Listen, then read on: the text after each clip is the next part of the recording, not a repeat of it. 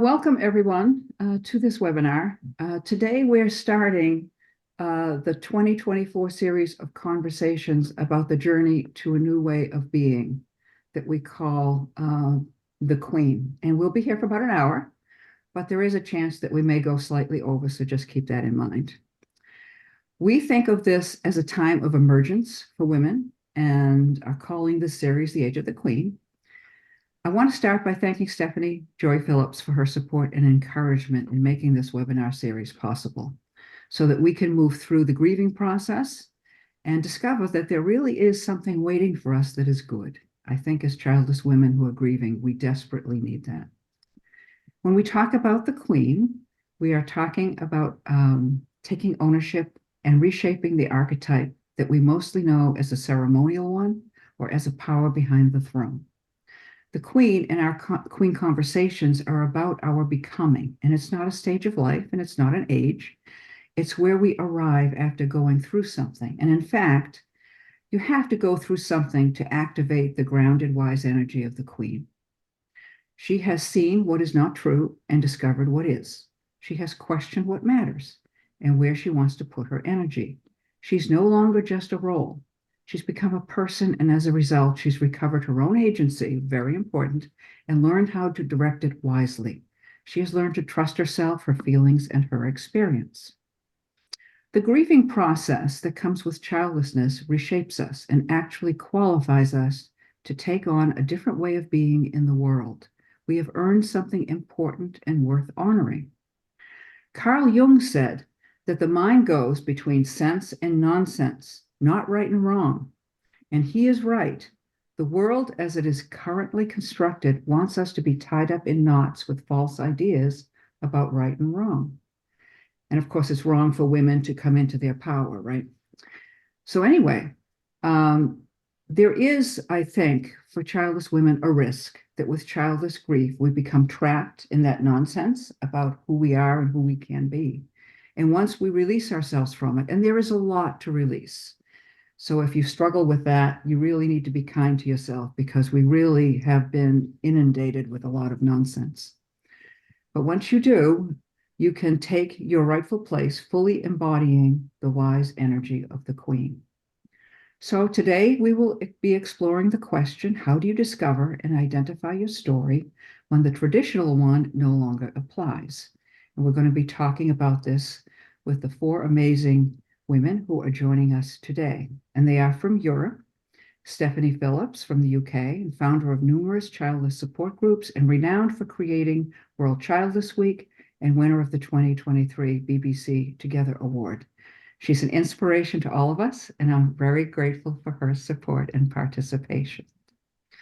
Yvonne John, also from the UK, with an amazing tiara, is a prominent childless activist, public speaker, and World Childless Week ambassador, who's written Dreaming of a Life Unlived, intimate stories and portraits of women without children. And Sandra McNichol from sunny Spain, we're very jealous. Sandra is founder of Caledonian Coaching, an ICF coach. She holds a master's in the psychology of coaching and a postgraduate in grief therapy. She provides individual grief therapy support. She runs Healing Horseshoes, which are grief circles with ceremonies and workshops. And she helps women find new purpose and fulfillment in her Embracing Us community. This is her first time with us, and welcome, Sandra. Ginny Nash from the UK is childless by circumstance, a former Gateway Gathering host, and like me, a highly sensitive person. She works as an adapted yoga teacher for chronic health conditions, runs a domestic cleaning agency, and shares the energy healing techniques she uses with others on a voluntary basis. She's also well known as an important member of Helen Louise Jones' Chanting Circle and one of the voices on the inspirational song for childless women, Calm After the Storm. It's a beautiful song. And from North America, we were going to be joined by Catherine Emmanuel DeLeo, who writes a blog for childless women, is a therapist for relationship assistance, and a World Childless Week ambassador. She unexpectedly had to take her father to the hospital, so we wish her and her father well. And then there's me. I've been a part of Gateway Childless Collective for about a decade and host a group for sensitive women there. I'm an author, transformation coach, and teacher. I'm founder of Sensitive Evolution and the Magic of Joy, and I'm also a World Childless Week ambassador. So I welcome all of you, and now we're going to get into our question for the day. Well, one of the questions. When and how did you come to realize that your connection with the traditional story for women was over? And what was it like for you? We'll get started with that. Does anyone want to go first? I'll go first. Okay. Yeah. So for me, I was in complete denial about it until the menopause hit. So that's about 15 years ago. Okay. And I began to realize that I was watching a TV show, a reality TV show, which some of you may remember in the UK. It was called One Born Every Minute. And I had such an outpouring of emotion. I didn't intend to look at it, but it was something, which just came on. And I had such a strong reaction to it. I started to get to the point where I just couldn't hold on to my emotional reaction, about the fact that, this wasn't going to be part of my story. And at the same time, I was dealing with the loss of both my parents. I had a breakdown after leaving an abusive relationship, and also chronic CPTSD since childhood. So, you know what life is like. Many of us do. Things all come together. And, I just didn't really know what to do with myself. I didn't know at that time that I was a highly sensitive person. I knew that I had sensitivities, but at that time I didn't really know anything about that whatsoever. So really I was just hanging on to everything, and developed addictions, depression, mental health issues, and just felt like a failure, really. So that was really, it just hit me really like a ton of bricks. And so I wandered around really for the next 5 years, just masking my feelings and my health issues. And of course, the health issues were just piling up and up and up and up. And as we know, amplified by the menopause as well. So yeah, that's what it was like for me. And did you feel like you were leaving like the whole traditional role? Did that, or was it something else that you felt you were being hit with? Did you feel like you were in a place now that where who you were was going to, you had no idea? I had no idea. Literally just fragmented. That would be a good way to describe it, because I think after the breakdown, I just didn't have time to restore myself before all these other things started to come at me. And so I was some kind of a shell of a person wandering around. I just thought, I've just got to keep going. And, keep a roof over my head, just keep going, keep going, keep going. So it didn't really dawn on me at that time. It probably took a few years, for me to actually believe what was happening in my body. I was so disconnected from myself in those days. I was a very, very sort of disconnected person, and really it was the breaking of me this time, but it was also the making of me. So in terms of motherhood, I would say that it probably was a good few years later, that I really accepted. It was only when I reached menopause and, the end of the periods, that I finally had to accept that there was literally no possibility whatsoever. And I'd just really been hanging on to random stories, that you sometimes hear people say. People will recount stories to us sometimes and say, well, I heard of a woman, who blah, blah, blah, had a baby under some, circumstances, which are very rare. You know, And so I think for me, I was just really, walking wounded. Mhm. I didn't, yeah, I lost myself. I didn't have a strong sense of self, to be honest with you, throughout my adult life up until that point anyway.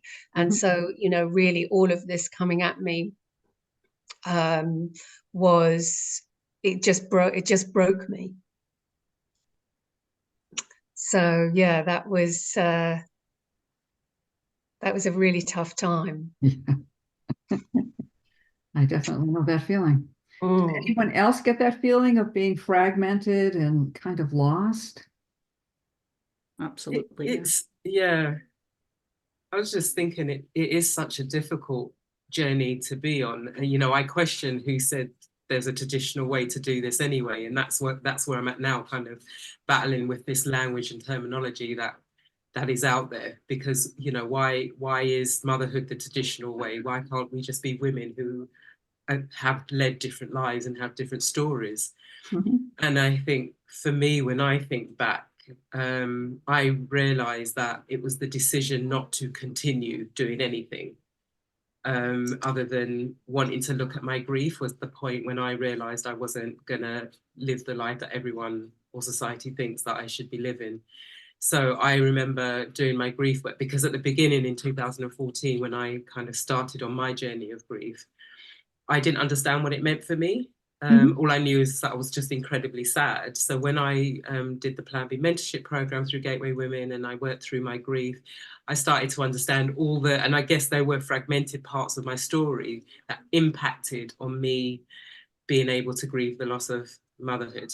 And for one of them, what I considered at the time my shameful past of having two terminations really impacted on my ability to be able to grieve, let alone own my story, let alone tell anyone about it. So when you're sitting in that place of silence, because there are many things that we will use to silence us, Mhm.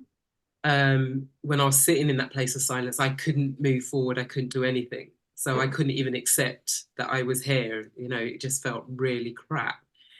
And when I got to this place where I thought, you know what, I don't want to try, because I tried for 3 years naturally, and I chose not to have IVF.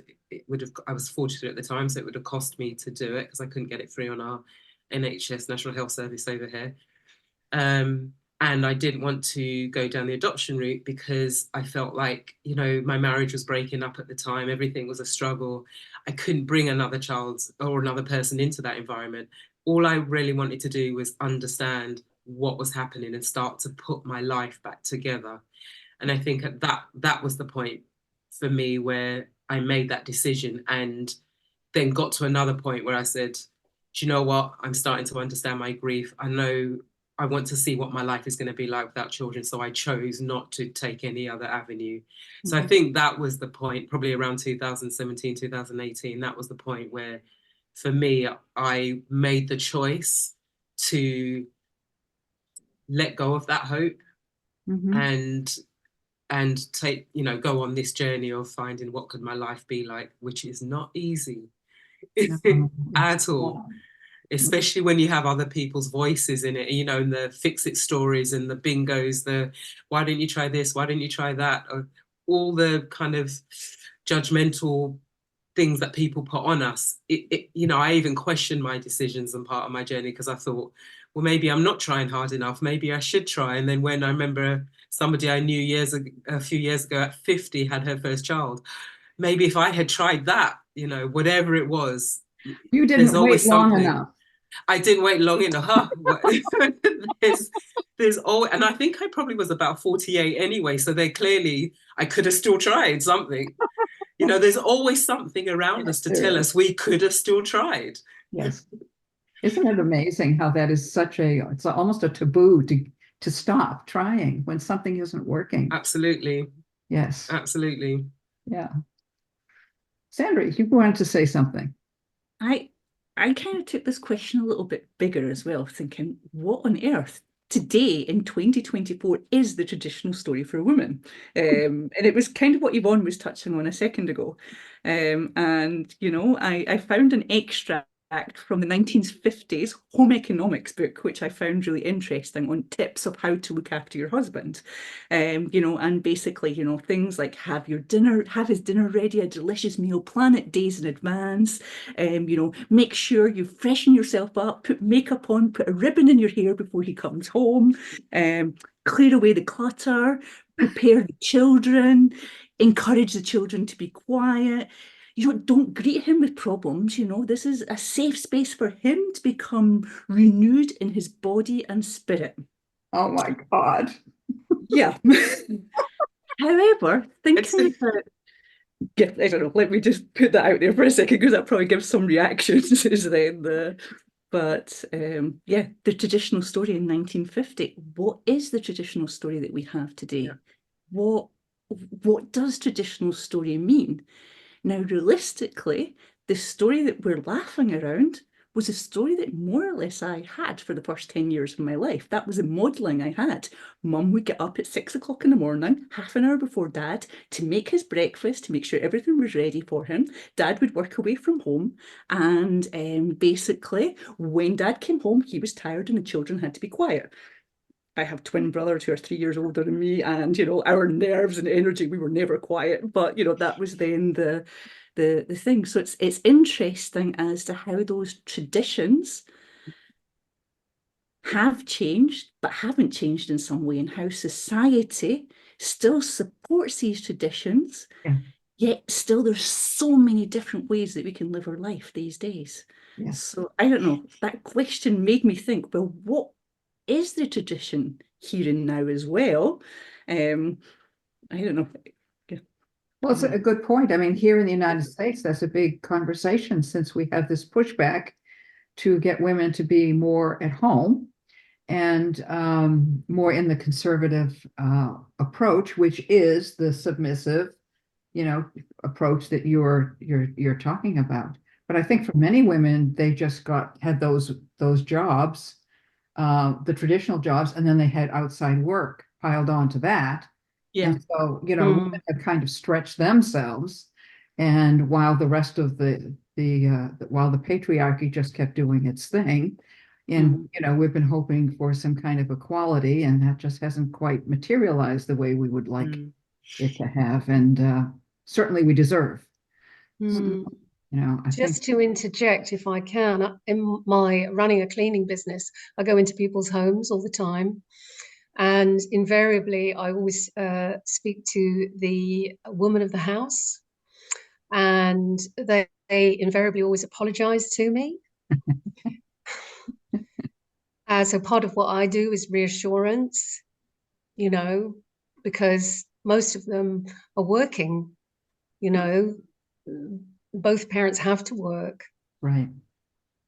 But the other interesting thing is when I set up the payments, generally the women are paying for it as well. Wow. And apologizing. Yeah. Wow. Yeah. It's scary, isn't it, that we're still under that pressure Yeah. of what was created like 30, 40, 50 years ago, and we haven't felt like we've broke free. And we are in small aspects, but as a whole, as you say, I had someone come into the house today and a neighbour yesterday, and both times I went, sorry about the mess in the house. And they're both like, we don't care, we're not here for the house, we're here for you. But you still have that feeling that your house should be perfect for them to walk into, almost because you're the woman and therefore in charge of all the domestic stuff and making sure it's clean and it's tidy. But I think as well, the other thing I wanted to just mention, and we'll talk about traditions, and because we get so wrapped up in the traditions of our childhood, we're scared to figure out when we lose those traditions we expected to have with our family. We don't know what new traditions to take on, because again, we're just so used to being compacted by everything outside of us that we can't always see that there are new traditions we can make to ourselves. So I think almost like seeing the child free, they're like, hell no, and they can see the positives and the different aspects, and sometimes we can learn from them that there are different ways to be a woman. And that helps us breach out of the fact we don't need to do the cleaning every day, and it doesn't matter if it's dust on the mantelpiece as well, because as you say, there's pressures from so many different sides, but also internally. I think that's the hardest one for us to break more than anything else. Yeah, there's Well, also it's a whole conversation, around how we are in the world and with other people. And so, when we take ourselves out of these traditional roles, what is our conversation with the world? You know what I it's mean? it's how we're seen. I think that the difficulty is because, as Steph said, we've all bought into this traditional role and this narrative. So when somebody steps out of it, they get criticized. We get criticized for it, and then it's really hard to do it. Mhm. And what is the conversation when the people on the other side of that think you're wrong Or weird or or where? selfish. Yeah, Selfish. That's one that you hear, right? Yeah. And I somehow feel like because I had that for the first 10 years of my life, my parents separated when I was 10. That's why it stopped at 10 years of my life, because then the family structure changed to a certain extent. But I feel like my whole life has been a zigzag between tradition and escaping tradition and doing things differently. Obviously, that climaxed with not being able to have children, but I bounced automatically into a relationship for the 13 years. And I think that was then, you're meant to, have these steady relationships and things. And, there was those traditions and those values and things there. But still within that relationship, I was the one that went to university. My partner didn't. My career flourished more than his. And there's not every relationship that can accept that in some ways. And even during that relationship, I moved from Scotland to London alone, and there was non-traditional elements to that. So there's this whole thing of, from tradition, not tradition. But still, I don't know, in my 30s, when I wasn't able to find my life partner at that moment in time, and that contributed to me being childless, not by choice.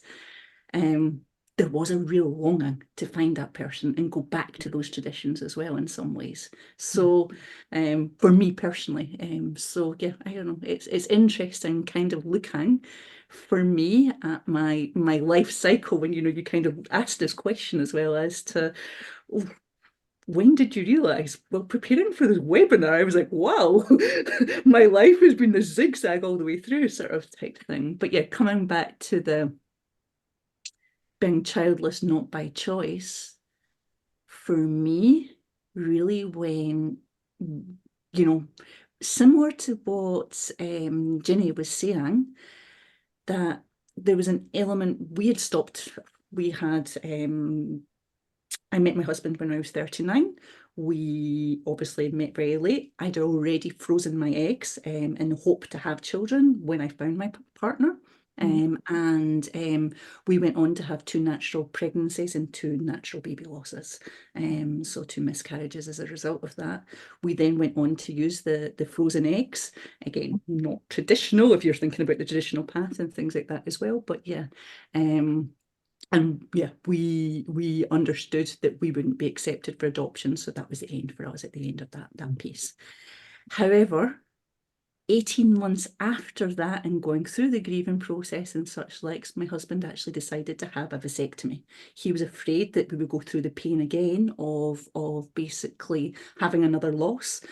I was 44, 45 by this time, and it was like, no, and for me, that full stop, very similar to what Ginny was saying, was then a complete meltdown. And I kind of felt like I dissolved or something at some stage, like the whole being just went down into mush at that moment in time. And from that mush, something new did get created, but it took a long time to rebuild it back up again. So yeah, very similar to what Ginny was saying, but with some mush factor. So Yeah. So it sounds like we obviously lose the acceptance of motherhood and all of that kind of thing. But do we really get acceptance as working adults?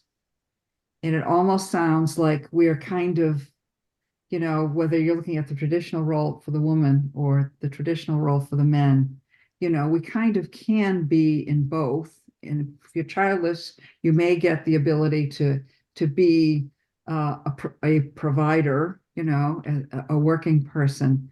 But that isn't the same thing as being fully, you're still gaining acceptance based on the terms that society creates, if you know what I'm saying. And so then you have to start to say, well, who am I besides someone who just works for a living and someone who isn't going to be a mother? Who am I? And so what is that like? I mean, how do you even begin to start that? I think maybe our listeners would like to know how you would even begin to start to ask that kind of question. That's a toughie. You're chucking a toughie in there. And I think it's hard because, like you referred to work, and because at work there are so many policies for mums, and there are so many caring messages for mums. So if you've got a problem as a mum, there's things to be adaptable to you. So you start to see, like you say, you don't fit in, you sort of squeezed out, and so much the legal terminology makes you feel like you're not included. So you feel pushed out. And if you do work, it takes up such a big chunk of your day. Mhm. It could be a lot to take home and analyze and actually go, I don't feel as if I quite belong in work anymore. So, and then you're looking at your own personal life and trying to analyze that as well. And for me, like I said, it was through finding our community. That was the biggest, only thing that broke me away to make me see there's a little tiny shred of worth in there. Not that I believed in it at first, but I think it is. It's trying to find that connection, whether it's through community, through a counsellor or something. Because if you just try to internalize it, you've got nowhere to go apart from the negative messages and your preconceptions of where your life was going to be and how it was going to flow out. And as you say, one day it suddenly got, that was it. You were behind this wall and you were never going to get past it. So I don't think there's a clear-cut, easy one-step answer, and I think it's different for everybody. But I do believe in reaching out and finding a voice amongst others who have been there or going through it. It's just the most incredible, valuable thing that can help you in some way, shape, or form. So it sounds like you really don't feel a sense of belonging that much in the work world either. I think it's hard to find your voice because you can sit there. Yeah. I remember it was actually a family situation rather than work one, but similar. Two women were talking about kids and doing stuff, Mhm. and I thought, and I just stepped in and said something, and they both stopped talking, looked at me as though I was complete alien talking gibberish, and I was thinking, I used to be a child. I can see the situation from the outside. I'm not going to say yours is right or yours is right. I'm giving an independent individual view, just as a judge in a court would do, and you don't ask if they've got children. Try listening to an independent view from the outside, nothing nasty. And they just looked at me, shocked, and then looked back at each other and carried on as if I hadn't said anything. And it was like, wow, I know I'm not going to bother talking again to you because you just shut the door in my face and you're supposed to be people who care for me. No, so I think you get that in work, you get that at home. So it is incredibly hard, which is why I think the safe spot is to see other people who do have a bit of an inkling and understanding, because then they can build up your courage to face these situations and know if it happens again and someone shuts the door in my face, I ain't going to sit there quietly and walk away. I'm going to say something now, but it takes a long time to get to that area, finding that courage, I think. It's kind of interesting because when I started work, we had just liberalized our divorce laws here in the United States, and I went out to work, and one of the places I worked was IBM, and I didn't feel that motherhood was the narrative for women in the workplace. I think women were starting out, they were trying to, do something because they needed to. And you didn't have this mother in the workplace narrative the way I'm getting the feeling that it's almost like women in the workplace, the narrative has been taken over by motherhood, whereas that wasn't the case. So this is kind of interesting to me because I don't remember it being like that when I first started out work. And not having children, it wasn't a big deal. It really didn't come up in conversation. And I don't remember feeling put aside because I didn't have children. And so it's interesting that it seems like the conversation in the workplace has become so mother-centric that childless women are being marginalized in a way also in the workplace. Yeah, it's a tricky one. It is a tricky one. And I think when, as you were saying that, Maria, I was thinking that, you know, we can choose not to go to family events if we're able to do that.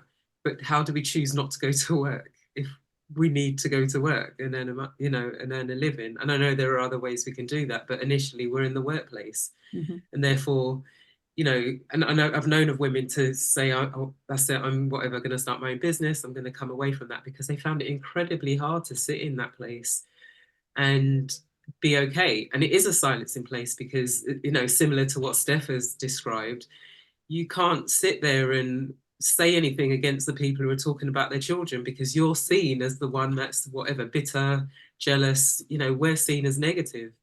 If you walk out the room when they bring their newborn in, if you know, you want to kind of tell them to stop talking about it, you can't do it. It's so difficult.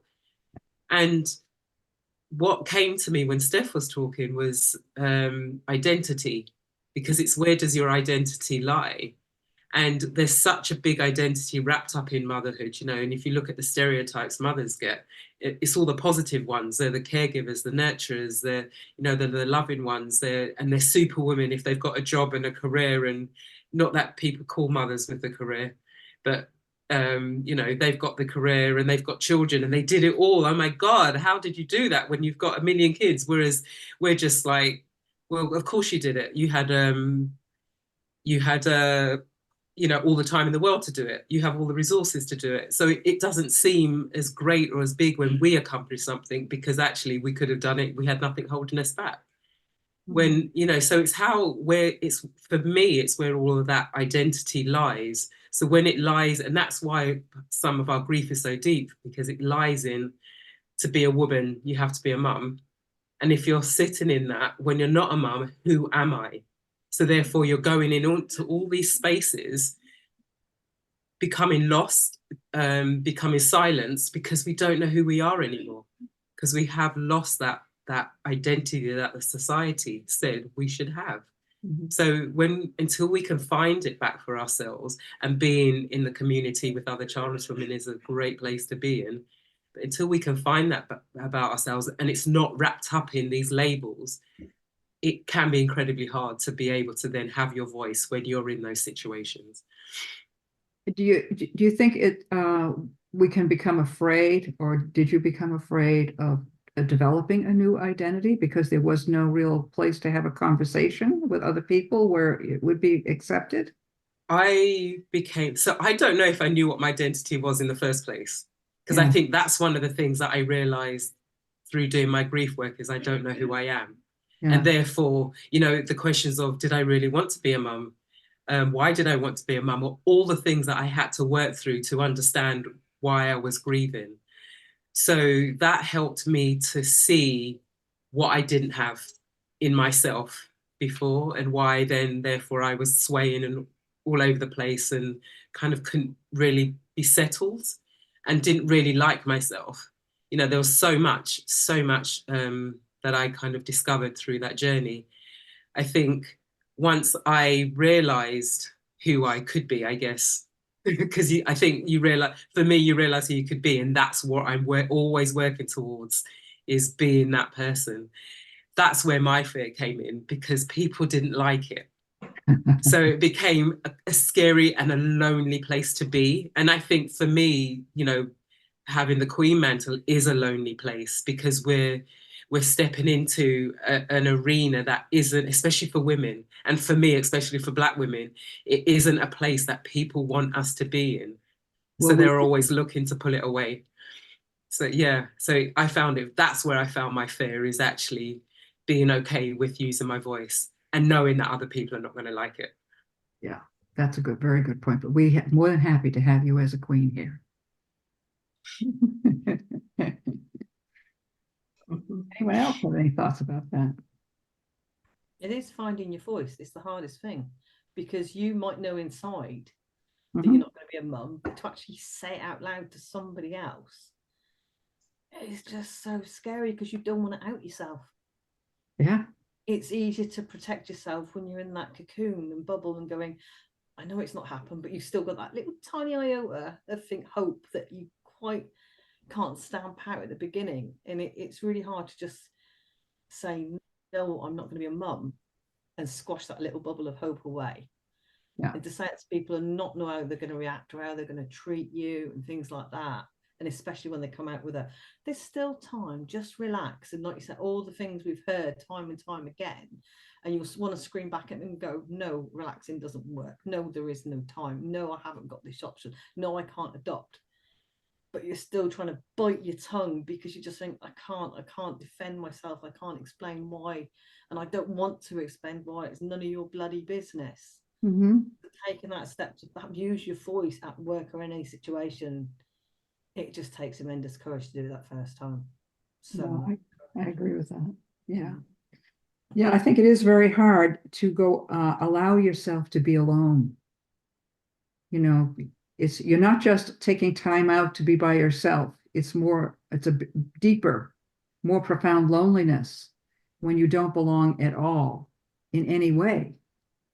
And you keep wanting, I mean, we are built for connection. We are human beings, right? And we also, no one knows it all and no one can do it all. So we are interdependent. And so, you know, we need a way to survive.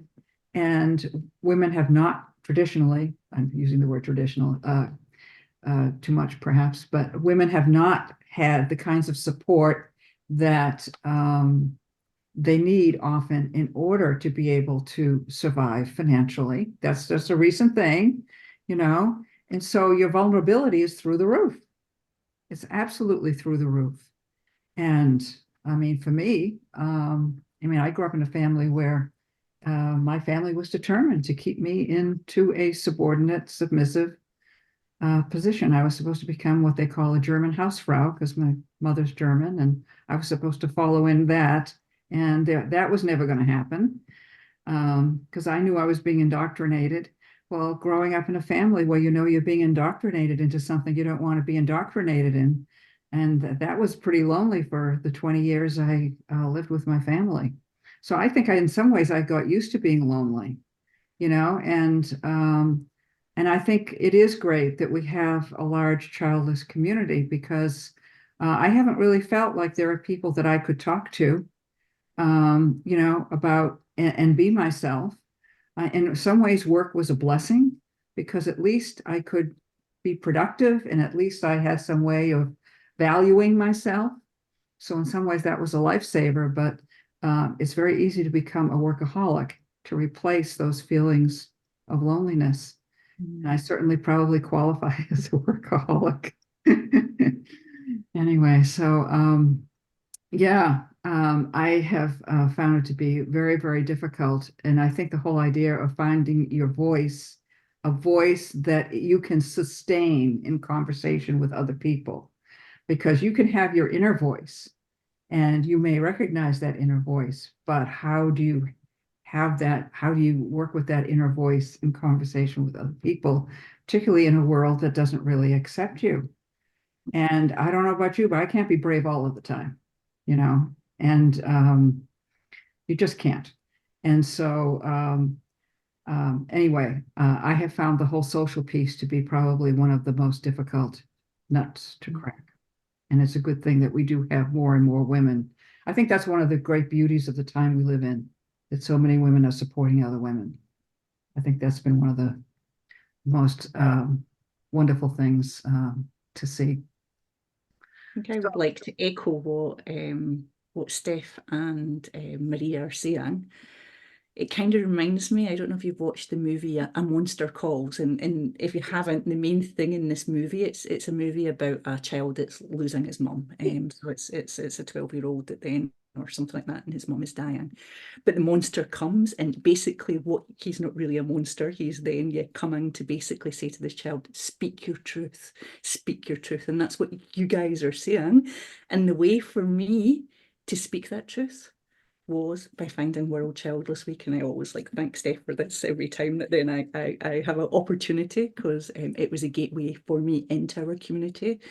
And there is that amazing community, and our community is a safe place to speak your truth. And by speaking your truth in a safe place, we then get the opportunity to practice that a lot, and eventually we can go out into the world and say that in a louder voice. But maybe it starts within us. but you know, we need safe places to play with that, play with the words, play with the challenges and things. And you know, for me, the community was vital, was really vital in my healing, and you know, a fundamental part. So yeah, but yeah, there is that thing, listen to what is your truth, find it. And also You know, what's you and what isn't start you, with. you Sorry? know, what is you and what isn't you? How do you discover that, you know? Yep.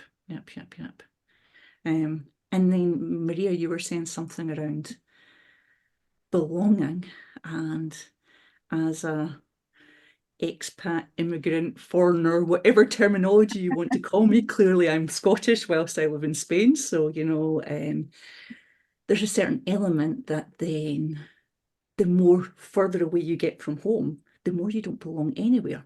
Yeah. So for me, this crystallized with becoming childless, not by choice. That I kind of actually have a little gift that one of my clients gave me, a little turtle here. And, you know, we all carry our home within us with somehow, and that belonging, we need to somehow find and make peace in ourselves and find that belonging within ourselves, very similar, and then find it in our community and whatever as well. But there's that healing and that grieving that we need to do within ourselves and make our own body, their own space, a comfortable place to be. And then it's easier to deal with the outside world. So I don't know, it's then. The issue of belonging is a very, very big one. Yeah. And one of our questions for today is how would you describe the idea of leaving the traditional story? But the whole point of that is, I think that we have to leave our father's house. I think that's the saying, leaving your father's house, because the world is patriarchal. And the more you recover your own voice, the more you're leaving the patriarchal system, and the more you're inviting, you know, the real beautiful wisdom of women to the table, and including that in what you do and how you interact, including in how you work. And but that is a big, big leap, to be able to leave your father's house and be fully standing on your own in the world, expressing who you are. And to me, that is what really the Queen does. She has left her father's house and is showing up in her full wisdom. And so when we try out these new ideas about ourselves, that's basically what we're trying to do. We are actually leaving our father's house, and we're trying out what that actually means. In what way can we participate in the world if we are not part of the patriarchal system, if we're not part of the narratives around those hierarchies and all of that kind of thing? And so how do you find belonging when you're doing that? I mean, it is a very challenging kind of thing, you know? It's one I've been grappling with my whole life. And so what I've been doing is thinking about aligning myself and my belonging with the times we live in, rather than a particular identity or a particular place in the hierarchies and all that. I keep asking myself, what is my place in these times of change that we're in? And that has kind of helped me to be a little less afraid. It's helped me feel a little, because I find the vulnerability of being, you know, someone working on becoming that queen energy, I find it a little hard to live with sometimes. I don't know if you do as well. I think we have to start with belonging to ourselves, rather than belonging to society or belonging to anyone or anything. Until we belong to ourselves and find what is important to us, what our weak spots on, where we can work, what our good spots on, what we want to share. Until we find that like inner belonging, and I don't know if confidence is necessarily the right word, but that inner belonging of knowing who we are, that then gives us that strength to reach out in whichever direction we have to or want to go or get drawn into. And whether that belonging is you just want to literally bring a little bit of happiness to a stranger every day of a compliment.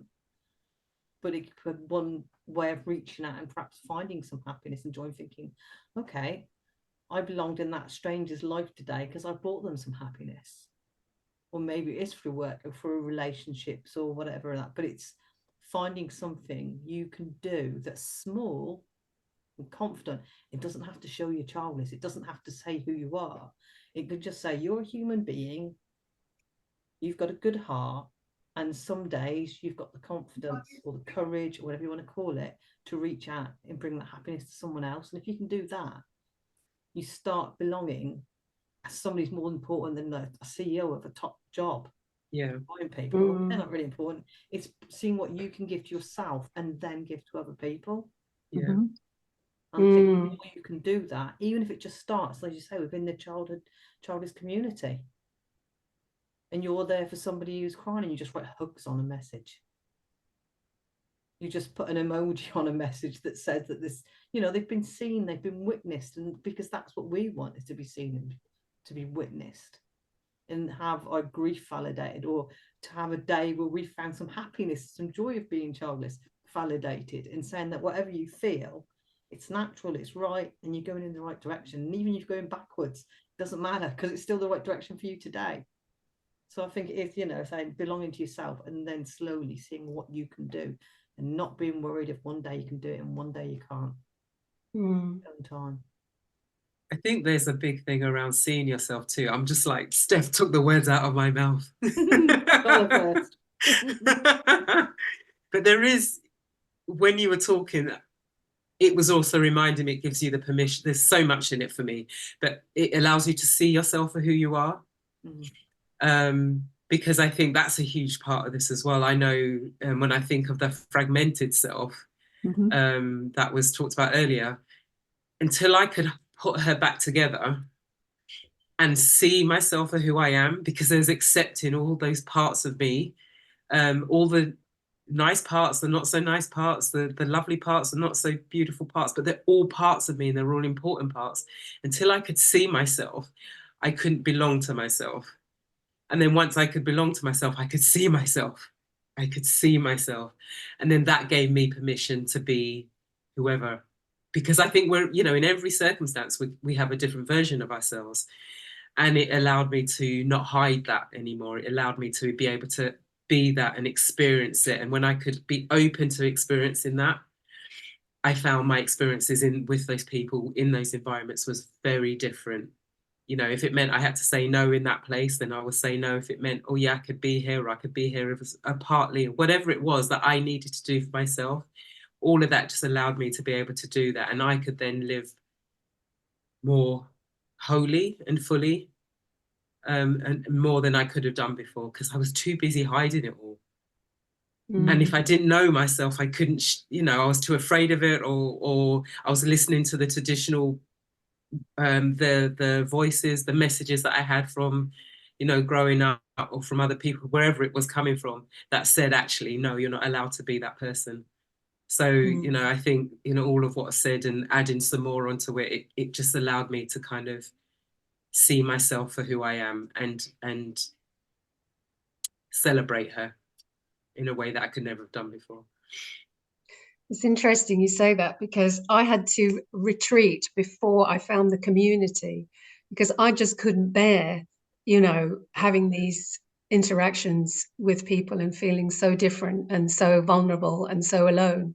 And so I think what I just naturally did, maybe as a sensitive person as well, was I just retreated into myself and started to, you know, work on myself in various different ways so that I could become a stronger person. And it's also interesting, Steph, what you were saying about, you know, being of service to others, because purely by chance, teaching yoga for me was a safe place. It was the only safe place, because we knew nothing about anyone's life. You know, it was, you know, something that I had just started, which, you know, I think was like a lifeline for me personally, but also because I could go into that space and I could basically help and support other people and never have to have conversations at all about anyone's circumstances whatsoever. And actually, I know that, you know, my experience with practicing yoga and teaching yoga have been so healing for me. It still is, you know, it continues to be that way. And there's so much to be gained, you know, from reaching out. And then I think that the final piece for me was finding the community. And then I could start to listen to other women and have this dawning realization, you know, that I wasn't on my own within this. And then as you can start to speak and have a voice in a safe place, as you've all described. And I think really that was the final piece for me, was coming into the community, definitely, which was actually only 3 years ago. Wow.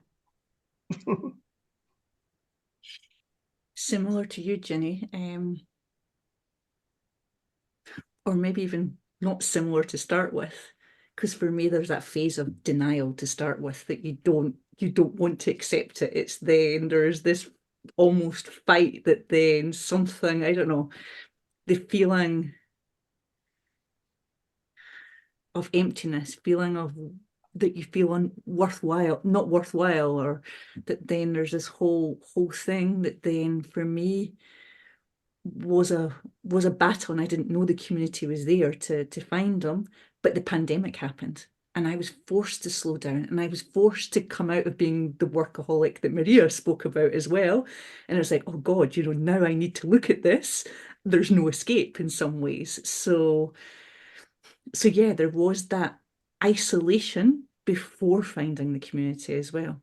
But yeah, it was like there was this void, and to somehow get ready for the community, I had to go through that transition myself in some way. I don't know, it's the, yeah, don't know, but I'm hearing that in discovering your voice, you're also finding the ability, you're actually able to be more present and maybe even less apologetic, you know, about who you are, because you know why you're showing up the way you're showing up and what that's all about. Is that fair? Yeah. Yeah. Yeah. Yeah. Yeah. And that's something that if you're still stuck in the old rules, you don't really get to show up. And you're basically just a servant of a particular way of doing things. And so you're no longer that, but you're able to be, if you want to call yourself a service or in service to the present, as Stephanie was saying, creating some joy around you. No. You spoke about leaving your father's home in some way there, Maria, as well. I don't know, there's a concept of the hero's journey. Mhm. And I somehow feel like, you know, the hero's journey, you break away from your traditional family in some way, or your traditional group of friends, or your workplace, or whatever it is. There's a kind of breaking away, and you feel the shame, you feel like you're a failure, whatever, and you go off in that process. You grieve, you rediscover yourself, and then you do what we're doing, which is not for everybody. And, you know, there's no, but, you know, in some way, you go back in and you speak to one person in the community and you share your story, or somehow you go back out and, you know, you find that voice that we're speaking around in some ways, and you set different boundaries, or whatever is right for you in some ways. But there's somehow you come back into the community, you come back into the people that you love, and are connecting there, but as a different version of yourself. Somehow a more authentic version of yourself, peeling off all of the bullshit and people-pleasing things that were there beforehand, that then grief strips away from us. And yeah, I don't know. So I somehow think of it as somehow as a heroine's journey, I would say, because yeah, obviously, but I don't know what you ladies think of Yeah, that. I mean, it's interesting that we hear so much talk about authenticity right now, because it does, I mean, if you look at the world and its condition, it's not in a great place. So maybe we need more authenticity. and not just at the personal level, but also at the group level. So we're going to have to wrap up. I wanted to see if anyone had any final thoughts about what really resonated for them, or what they thought was important in our discussion, or any particular thoughts. Been important for different levels and different ways. One thing I want to add is, again, that we're not saying to anybody, push yourself into a situation to talk. If you're not comfortable, back away, because sometimes it's just easier to keep quiet and face it another day. Don't push the boundaries when you're not ready. When you are ready, you'll know it. Even if you do it with a squeaky little voice, it's really quiet, because you might find the next time it's slightly less squeaky or slightly less quiet. I certainly did. And it took time to get more courageous to the point where now I say what I want when I want it. But it certainly didn't start like that. And I don't think people think they've got to suddenly come out bold and brave and slam it in front of people and go, there I am, accept it, because it isn't like that, is it? It's a gradual process. But And I think building upon Yeah. what we've all got there now, and I hope that everybody does manage to find their voice one day with power and strength and confidence in themselves. But yeah, not an overnight success necessarily. and building upon what you're saying there, Steph, it's speak your own truth. You know, if that's then I feel really crappy, and you know, I need to scream, I need to shout, I need to cry, or whatever. Speak your truth to yourself, feel your emotions, and you know, that's maybe that is the first step, sort of type thing. It's being truthful to yourself. And there was a lot of, you know, speaking that truth and finding your internal voice, but find it for you. That's, you know, the whole first piece of it. That then, and take as long as you need. You know, there's no timelines around this whole thing as well. Well, there isn't. No, I mean, that's what's, I mean, really, I was trying to find my voice my whole life for various reasons, you know, touching upon, you know, being a female, the patriarchy, you know, family dynamics, you know, the whole thing. And really, it took me until I was 55 to find a voice about anything. And I think it's okay, you know, not to have one also. You know, maybe that's not, you know, right for everyone.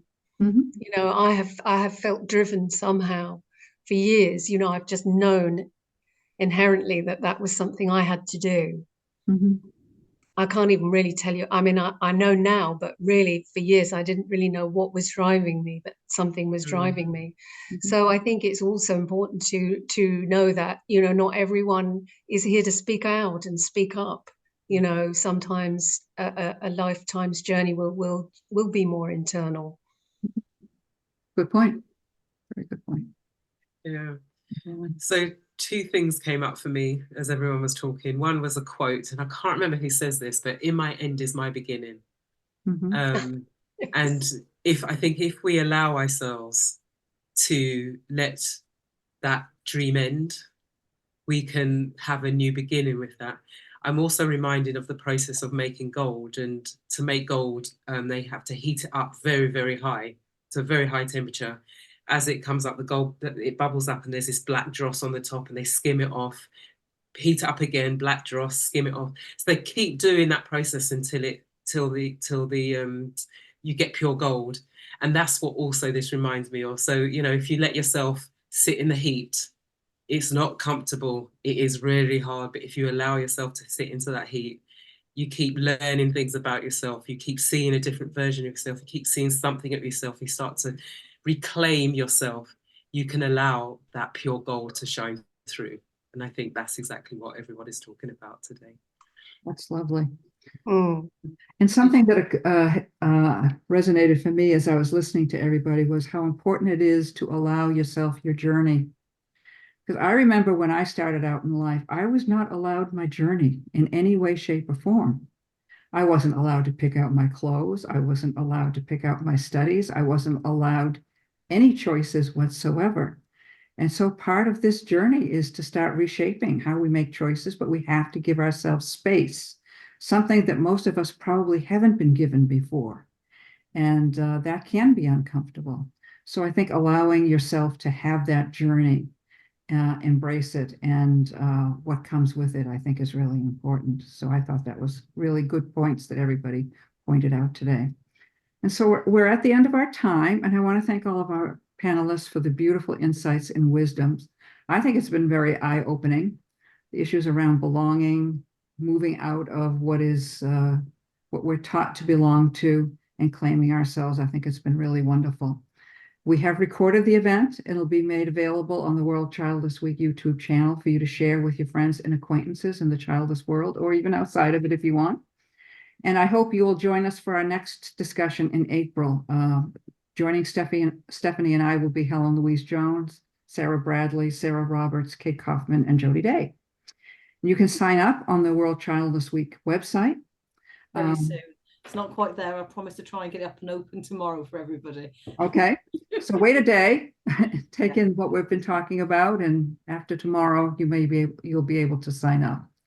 And a quick word, we are so happy that Stephanie could be with us today, since she has been ill and is here in spite of having a chemo treatment this past week. So please offer your support through World Childless Week and on Facebook. It would be much appreciated. So thanks again to everyone who joined us today, and we'll all look forward to seeing you again in future discussions. So in the meantime, stay warm or cool if you're in a hot place, and we'll see you in the next call. So bye-bye, everyone.